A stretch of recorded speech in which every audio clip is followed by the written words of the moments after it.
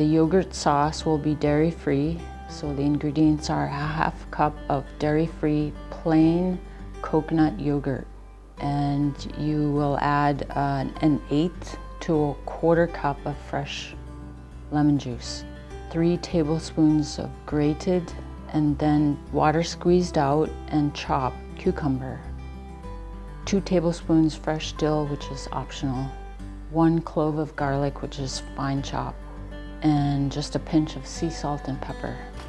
And then while the meatballs are cooking, you can make the sauce. You can whisk all the ingredients together and then set it aside until it's ready.